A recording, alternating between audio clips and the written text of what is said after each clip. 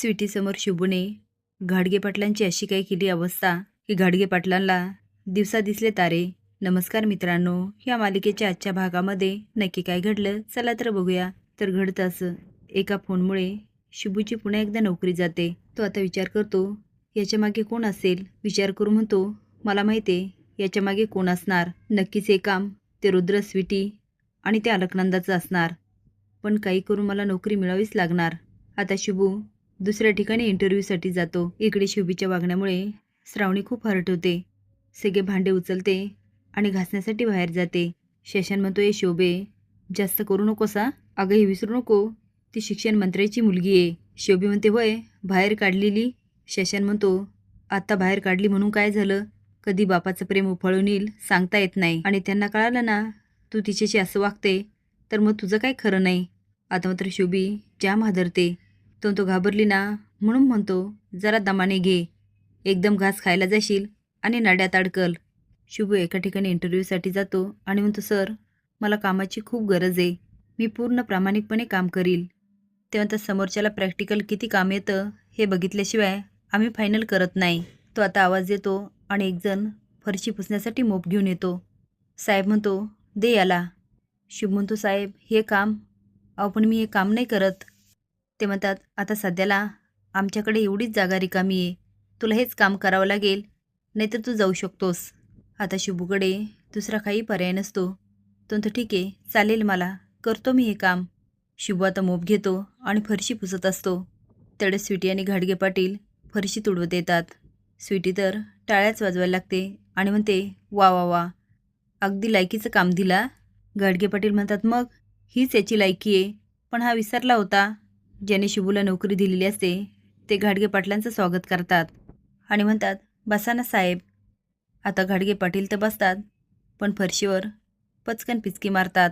काम करून करून श्रावणी खूप थकलेली असते. आता बसणार तेवढे शुभी म्हणते बाई एवढी थकलीच होय. अनुराधा म्हणते थकणारच, हिच्या घरी नोकर चाकर होते ना, त्यांच्या जीवावर बसून आयतं गिळत होती. अनुराधा म्हणते इकडे ये. आता श्रावणी जाते, तिच्या पायाशी बसायला लागते. अनुराधा म्हणते बसायला नाही बोलवलं, पाय चेप, सासूचे पाय चेपायचे हे सुनेचं कर्तव्य नाही आहे का. मोठ्याने ओरडते चेप पाय. श्रावणी काही बोलत नाही आणि पाय चेपायला लागते. खरं तर अनुराधाला तिचं खूप कौतुक वाटतं आणि ती स्माईल करते, कारण श्रावणी एवढी श्रीमंतची असून शुभूसाठी घरातील सगळी कामं करत असते आणि खास करून अनुराधाचा कुठलाही शब्द पडू देत नाही, कारण तिच्यामध्ये श्रावणी तिची आई शोधत असते. गाडगे पाटील फक्त पिचकारी मारत नाही तर शुभूला म्हणतात काय कुत्र्यासारखा उभा आहे, चल पुसून घे. आता मात्र शुभूची चांगलीच सटकते. तो जातो आणि घाडगे पाटलांचा कोटच ओढून घेतो. साहेब म्हणतात शुभमकर अरे हे काय करतोस. शुभ म्हणतो साहेब तुम्ही काळजी करू नका, यांना हीच भाषा कळते. तो आता घाडगे पाटलांचा कोट ज्या ठिकाणी पिचकारी मारलेली असते त्यावर टाकतो आणि कोटवर पाय ठेवून त्याने ते पुसून काढतो आणि तोच कोट घाडगे पाटलाच्या तोंडावर फेकत बोट करत म्हणतो साफ केलंय. स्वीटी म्हणते शुभू हे काय करतोस. शुभू म्हणतो तू शांत बसायचा, आता जर माझ्या नादाला लागशील ना तुझे दिवस भरले म्हणूनच समज. आणि एक लक्षात ठेव, तू कितीही प्रयत्न केले आणि श्रावणीला जरी घालवलं तरी मी तुझ्याशी कधीच लग्न करणार नाही. स्वीटी म्हणते विसरला की काय, तुझी बहीण लग्नाच्या आधी प्रेग्नंट आहे. शुभू म्हणतो राहू दे, फार फार तर लोक काय करतील, आमच्या तोंडात शेण घालतील, पण तुझ्यापेक्षा ते शेण परवडलं, कारण तुझी लायकी ते शेणा इतकी सुद्धा नाही आहे. आता स्वीटीचा चांगलाच माज उतरतो. अपर्णा श्रावणीला फोन करायला लागते पण मोक्ष तिला थांबवत म्हणते मामी मामाचं काय. आता अपर्णा घाबरते, तिला काय करावं तेच कळत नाही. मोक्ष म्हणते तेच ना, बिचारी श्रावणी, तिची अवस्था मला बघवतच नव्हती. अपर्णा म्हणते काय ग मोक्षा, शुभूला नोकरी मिळाली का. मोक्ष म्हणते माहीत नाही ग. अपर्णा म्हणते मला नाही वाटत नंदा अक्का, स्वीटी आणि रुद्र शुभूला कुठं नोकरी मिळून देतील. जर त्याला नोकरीच मिळाली नाही तर त्याचे घरचे खातील काय आणि आपल्या श्रावणीचं काय होणार. मोक्ष म्हणते मामी तू अजिबात काळजी करू नकोस, शुभूला नोकरी मिळाली म्हणूनच समज, मी श्रावणीसाठी एवढं तर नक्की करू शकते. घाडगे पाटील म्हणतात याला नोकरी नाही मिळाली पाहिजे.